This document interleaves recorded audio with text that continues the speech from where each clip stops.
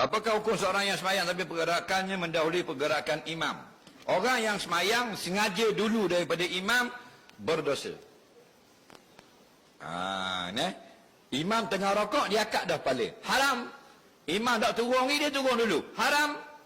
Batal tak? Tidak batal dalam mazhab Syafi'i. Tapi kalau dua rukun dulu pada imam, batal. Satu rukun dulu pada imam, haram, tidak batal. Imam tengah rokok ni, dia dulu. Sami Allah. Ada? Tiap-tiap kampung ada seekor dia. Tak amal. Kalau amal punah dunia. Memang ada.